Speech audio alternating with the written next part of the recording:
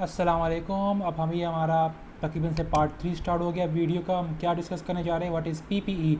मैंने depreciation expense की video के अंदर डिटेल्ड बता दिया कि भाई डेप्रिसिएशन होता क्या है और डेप्रिसिएशन किन एसेट्स का निकलता है। दरअसल डेप्रिसिएशन का अगर मैं बात करूँ तो डेप्रिसिएशन सिर्फ उन्हीं एसेट्स का निकलता है जो कि IAS 16 के क्राइटेरिया को फुलफिल करे, और उन एसेट्स का नाम क्या होता है, पीपीई, प्रॉपर्टी प्लांट इक्विपमेंट। सही। अच्छा, अब हम बताते हैं कि भाई कि IAS 16 के तहत पीपीई आखिर दरअसल में होता क्या है, ताकि हम सबको इस बात की क्लैरिटी पैदा हो जाए कि आखिर इसका मतलब क्या है। तो पीपीई दरअसल एक टेंजेबल नॉन करंट एसेट है। अच्छा, टेंजेबल क्यों कहा जा रहा है? क्योंकि ये फिजिकली एग्जिस्ट करता है। क्या ये फिजिकली एग्जिस्ट करता है और आप इसको टच कर सकते हैं। टेंजेबल का ज़्यादा मतलब क्या है? टच। आप इसको टच कर सकते हैं। सही। PPE are tangible non-current asset that are held to be used for more than one accounting period।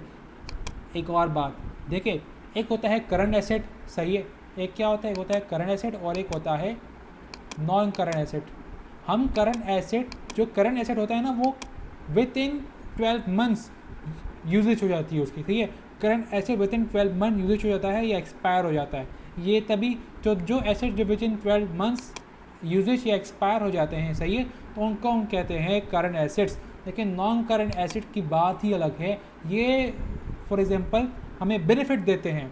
मैं और सही करता हूँ आप लोगों की डेफिनेशन। वो एसेट, वो तमाम एसेट्स जो कि हमें बेनिफिट प्रोवाइड करे for a period of more than 12 months, हम उन्हें क्या कहेंगे? Non current asset. और वो एसेट जो कि हमें बेनिफिट प्रोवाइड करे for a period less than 12 months, सही, हम उन्हें क्या नाम देंगे? Current asset. तो benefit providing more than 12 months non current asset, benefit providing less than 12 months current asset. तो पीपीई टेंजिबल यानी फिजिकल, जिसको हम टच कर सके, नॉन करंट एसेट है, that are held to be use for more than one accounting period, यानी एक accounting period से ज़्यादा। अच्छा, वन अकाउंटिंग पीरियड, एक अकाउंटिंग पीरियड के अंदर नॉर्मली ही 12 महीने ही होते हैं। किसी भी पीरियड के अंदर 12 महीने ही होती है और एक अकाउंटिंग पीरियड के अंदर भी 12 महीने ही होते हैं।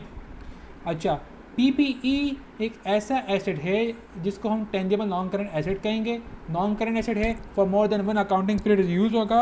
और तो और क्या, और इसकी खासियत क्या है? इसकी एक और खासियत ये है कि भाई ये सिर्फ 4 पर्पज़ के लिए यूज़ हो सकता है। हम वो तमाम एसेट्स पीपीई हैं जो कि टेंजेबल नॉन करंट हो, जो कि 1 साल से ज़्यादा इस्तेमाल हो और जो कि सिर्फ इन 4 चीज़ों के लिए इस्तेमाल हो: selling and distribution, production, administration, rentals to other. अगर आपको कोई एसेट देखे ऑर्गेनाइजेशन के अंदर जो कि टेंजेबल है, नॉन करंट एसेट है और 1 साल से ज़्यादा इस्तेमाल हो रहा है, और तो और इन चारों में से किसी एक में उसकी यूजेज पाई जा रही है, किसी एक में वो इस्तेमाल हो रहा है, सही है, तो हम उसे क्या नाम देंगे? हम उसे नाम देंगे पीपीई का, सही है। ये मेन डेफिनेशन है जो कि मैं चाहूँगा आप लोग नोट डाउन कर लीजिए, सही है, पीपीई के बारे में। अच्छा, डिफरेंस क्या है सर पीपीई और इन्वेंट्री में? सही है। तो दरअसल बात अगर मैं करूं तो इन्वेंट्री जो है वो हमें बेनिफिट प्रोवाइड करता है लेस देन 12 मंथ्स का, सही है। आप सामान खरीदते हो, बेच देते हो, सामान खरीदते हो, बेच देते हो, सही है। आप सामान खरीद देते हो, रखते हो, क्या कोई आपको बेनिफिट मिलेगा? नहीं। बेनिफिट आपको तभी मिलेगा जब आप उसे बेचोगे। तो लिहाजा लोग इन्वेंट्री खरीदते हैं फिर उसको बेच देते हैं, सही है, और उसका जो बेनिफिट हमें जो रियलाइज़ होता है वो विद इन 12 मंथ्स ही रियलाइज़ हो जाता है, सही। तो हम ज़रा रीड करते हैं कि भाई आखिर मतलब क्या है। The difference is simple, PPE are not the main और primary purpose of business selling activity. देखिए, हम जब पीपीई खरीदते हैं, सही है, फॉर एग्जांपल आप बाज़ार में गए, आपने बाज़ार से फ्रिज खरीदा, फ्रिज को आप दुकान में लेके आ गए। फ्रिज आपने क्यों खरीदा? फ्रिज आपने ख़रीदा है ताकि आप उसके अंदर कोल्ड ड्रिंक स्टोर कर सके, ताकि आप कोल्ड ड्रिंक को बाद में बेच सके, सही है। तो यहाँ पे फ़िश का जो इस्तेमाल हो रहा है वो सेलिंग एंड डिस्ट्रीब्यूशन पर्पज़ के लिए इस्तेमाल हो रहा है, सही है। तो लिहाजा पीपीई है। और ये फ्रिज है, आप उसको नहीं बेच रहे, आप फ्रिज को बेचने का काम नहीं करते। आपका काम फ्रिज बेचने का नहीं है, आपका काम है सप्लायर, आपका काम है फ्रिज के अलावा सामान बेचने का। फॉर एग्जांपल बिस्किट बेचते हैं, जूस बेचते हैं, कोल्ड ड्रिंक्स बेचते हैं एग्जांपल के अंदर।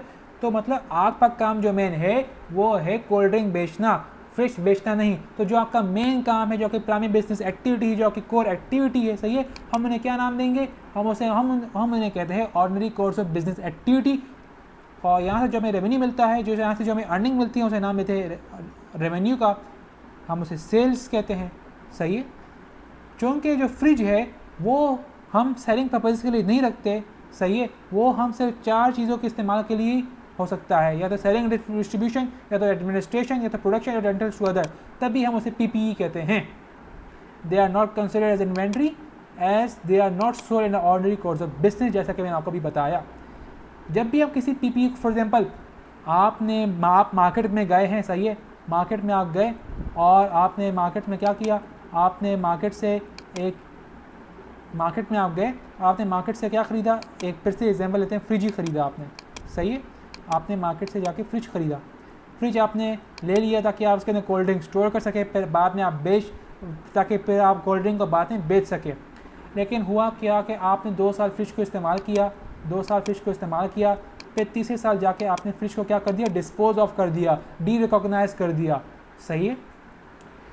अगर आपको कोई चीज़ किसी चीज़ के अंदर कन्फ्यूजन हो रही है तो मैं आपको रेफ़र करूँगा मेरी डेप्रिसिएशन एक्सपेंस की वीडियो, उसके अंदर मैंने डिटेल एक्सप्लेन किया हुआ है कि भाई डिस्पोजल का मतलब क्या है और डी रिकॉग्नाइज का मतलब क्या है, सही है।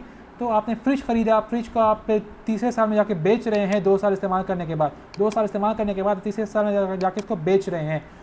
ये जो फ्रिज को अभी जो डिस्पोज ऑफ कर रहे हैं, आप बार बार थोड़ी कर रहे हैं, ये तो एक वन ऑफ इवेंट है, सही है, ये क्या है, वन ऑफ इवेंट।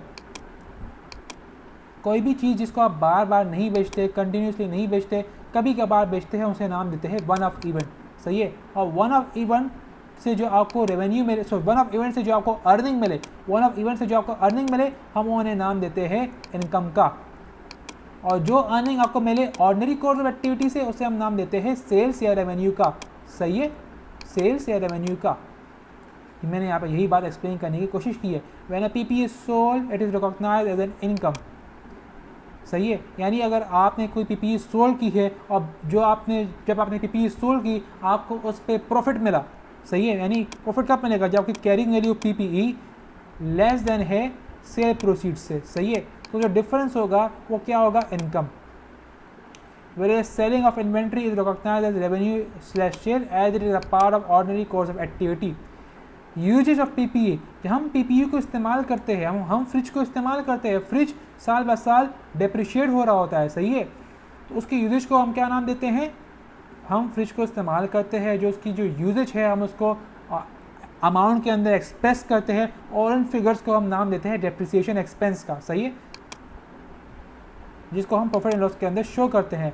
लेकिन इन्वेंट्री हम जब सोल्ड आउट करते हैं तो इन्वेंट्री की जो कॉस्ट थी, जो हमने ख़रीदने पर लगाया खर्चा, जो हमने फिर जो हमारा खर्चा पे बेचने तक का जो हुआ वगैरह वगैरह, उन सब को हम नाम देते हैं COGS, cost of goods sold. For example आप दुकान गए, आपने दुकान से पहले आप सप्लायर के पास गए, सही है, आपने सप्लायर से पहले क्या ख़रीदा, कोल्ड ड्रिंक्स ख़रीदी, सही है, फिर आप कोल्ड ड्रिंक को दुकान में लेके आ गए, कोल्ड ड्रिंक आपको कितनी की पड़ी, 100 की, फिर आपने इसको बेचा 120 रुपये में, 120 रुपये में जो आपको पैसे वसूल हुए, सही है, या जो आपने अर्निंग की 120 की, उसे हम नाम देते हैं सेल या रेवेन्यू का।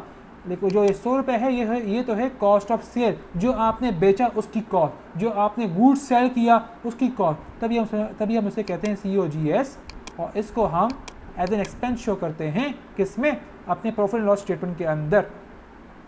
होप करता हूँ कि आपको समझ आ गया होगा।